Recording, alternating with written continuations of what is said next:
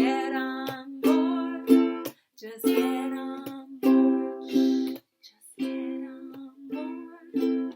Just get on board. Just get on board. Just get on board. Hi, everybody. Hi, everyone. I thought I might tell you, but I really thought that I might tell them about this marvelous hike that I took the other day. It was going to be a spring hike, wasn't it? I was thinking it was going to be a spring hike. We've had sunny days. We started planting our garden. I was all set for spring. But did you know that up in the mountains there is still snow? I wouldn't have known if you hadn't told me. There is snow on the ground, and there's snow on the trees, and during the nighttime when it rained down here, there was more snow falling up there. So what did you see on your spring-winter hike? Well, I saw actually some really marvelous animal tracks in the snow, and I wanted to show them to you, and I wondered if maybe you could help us, and maybe you could help to figure out what animals they might have been. Okay. I like that idea. Show us what you've got. Well, let's see. Now, the first ones I saw were very small, but there were lots of them in little lines all over the place. Let's show the kids the picture.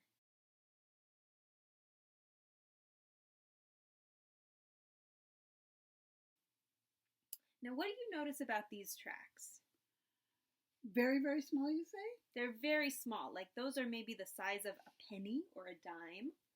Do you think that could be like a chipmunk or a squirrel? That's kind of what I was thinking. And I see the big toes. So they have sort of long, pointy toes. Yeah. But they're really small and close together. I thought maybe a chipmunk. Okay. Okay. And I can picture a chipmunk running like that.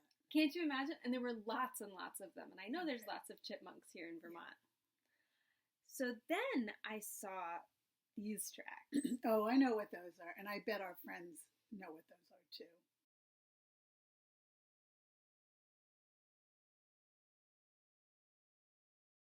I bet they could guess. These ones were far apart, and they all looked just like that with two hooves. What were you guessing?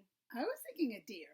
I was thinking a deer, too. They were too small to be a moose. Okay. So I'm thinking deer. Yeah, that seems about right. Now, these tracks were also all over the place, and they were always in a long line like this, and these were actually almost as big as my hand.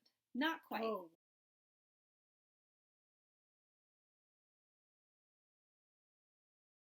Wow. These are big tracks. Okay, so those three toes looks like a bird. Mm-hmm.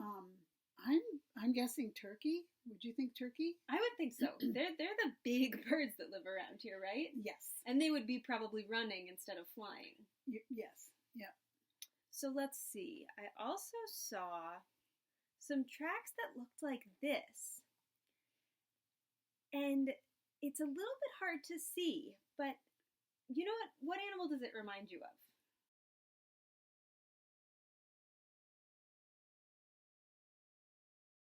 Oh, what does it look like to you? Well, this reminds me a little bit of like a dog or a cat. Oh, paw. That's all one paw. It's all one paw. You see the toes and the pad of the paw. But it was almost like in between the size of a dog and a cat. Well, can I ask you a question? Were there any human tracks near it? That was the funny thing.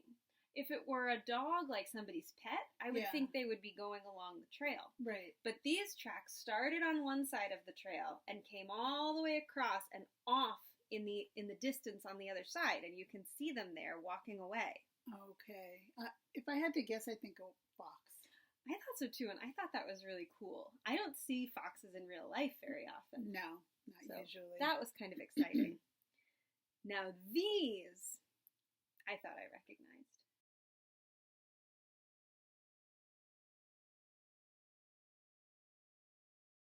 Is that a little rabbit? I was thinking a rabbit. I see the four paws together, and you can see the back ones are in front of the front ones, right? Because that's how they bound. Yes, they bring those back legs right around in front, so you can tell which direction he's going in. His back legs are in front of his front legs.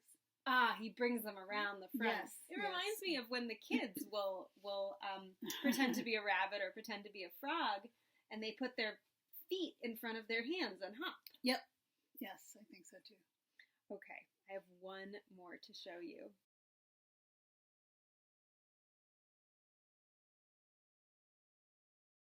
How big was that? Well, let me show you. Whoa. It's as big as your hand. It's as big as my hand, and you can see that it has claws on those toes. Here's a picture of them Whoa. walking away. You can see the back ones and the front ones. That's a real waddling kind of animal. Mm-hmm. I think it's a bear. I think it's a bear, too. Wow. It's amazing to think I was standing in the same place as a bear on that day. It is amazing. Well, there's one more thing that I saw when I was on the trail, and I wanted to show it to you. Okay. What I saw was this beautiful handmade pair of mittens. Really? Mittens that somebody must have dropped and lost there. And it reminded me of a story. Okay. The mitten, right? The mitten! Would you tell that story? I could tell that story. I'm not sure if I remember it all. We could tell it using your animals. I thought that would be fun. Yeah. Okay, let's tell the story, but let's pretend that it's actually about us. Are you ready? I'm ready. Okay. Do I look ready? You look ready. Okay. Tell me this story. Okay. So this is a story about a girl named Heron. Not this Heron, a different Heron. Okay. This is a story about a girl named Heron who wanted a pair of mittens made yarn as white as the snow. Oh. And her mother did not want to make those mittens. She said, if you drop one in the snow, you'll never find them. That would be a problem. But Heron promised to take good care of her mittens. So her mother made those mittens and gave them to her. And finally, one day, Heron went out for a walk in the snow wearing her white mittens. It wasn't a very cold day, though. So she tucked the mittens into her pocket. And before long, one of those mittens fell down into the snow. And without even noticing it, Heron just walked on. But somebody else came along. A cottontail rabbit, chilly from bounding through the snow, spied that mitten and decided to snuggle right inside. She was feeling very warm and very proud of herself and just about to fall asleep, when who should come sniffing along but a fox. This fox was feeling kind of drowsy after eating a great big meal, and he thought that mitten would be a good place to take a nap. So he asked if he could come on in and join her. She was not so sure, but she took one look at those glinty teeth, and she slid right down to the bottom of the mitten, making lots of room for the fox. So the fox and the rabbit were cozy in the mitten, when along came a wild-eyed turkey. She was exhausted because she'd been running since Thanksgiving. She wanted to get into the mitten. She needed a place to rest, and the others just moved right over and let her in. She did not seem to be in the mood to argue, so they let her come in. Next, who should come sauntering along but a buck, a big deer with beautiful antlers. He walked up to that mitten. He looked down at that cozy mitten, and he just kept on walking. Let's not be ridiculous. He couldn't get into the mitten. There was no way. There's no way. But along came, lumbering along, a bear. What kind of bear? I think a black bear. Okay. He came waddling along through the woods. He started to ask if he could get in, and the others started to tell him no, but he was not one to take no for an answer. He went in back end first. He just backed himself into that mitten. He squished and squeezed and pushed until he got himself all the way into the mitten. And the animals were scrunched and jostled around as they fit themselves all around each other, finding a cozy spot in the mitten. All of them. Yes, this mitten was stretched to many times its original size. And finally, They all settled down for a cozy rest when who should come scampering along, carrying a nut? A little chipmunk. He didn't even ask to get in.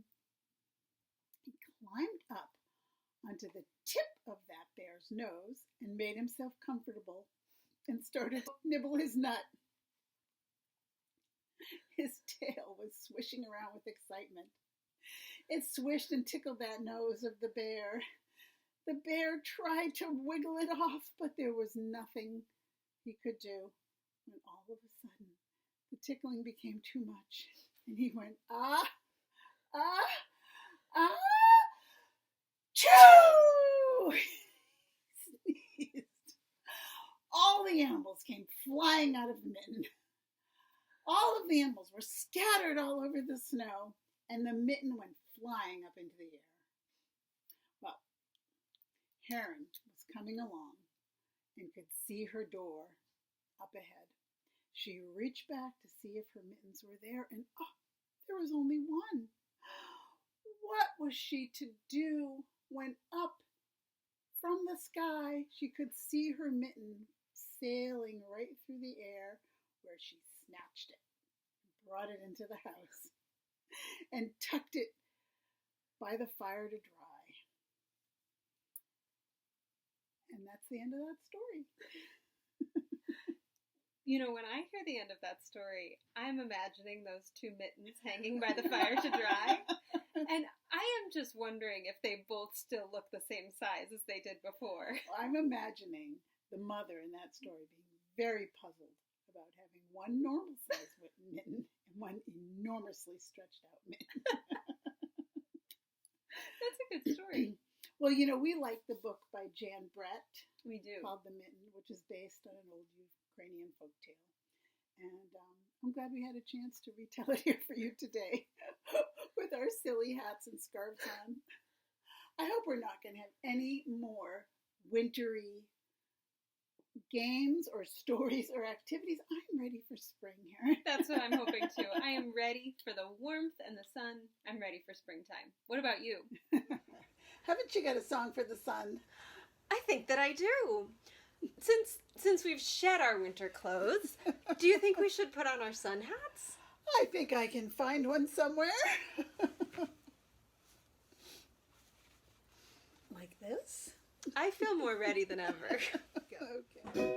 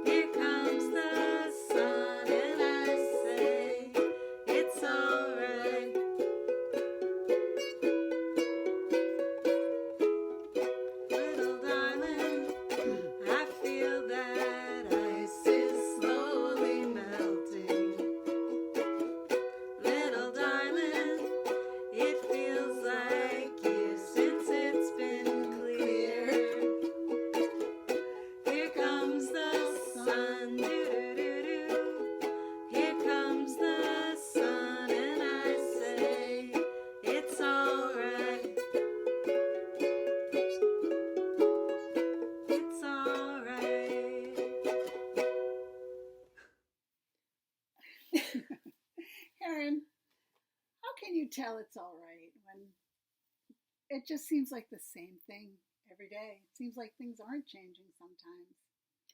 Well, it's not all right, but I've been trying to notice and pay attention to things that are changing, things Okay. that are growing, things that are blooming, things that are getting better. And that helps me to know that even though it's not all right all the time, there's lots of things that are all right and that are actually getting better and better. So life goes on. Spring is coming. Spring is coming. Flowers are blooming. Things are changing. Seasons are turning. Yes. I could hear spring peepers singing outside. I noticed that. I think as I go for walks and even just put my head out the window this week, that's something I'm really going to pay attention to is things that are changing. Oh, that's a good idea. I hope they'll do the same. Happy spring, everybody. Happy spring. See you soon.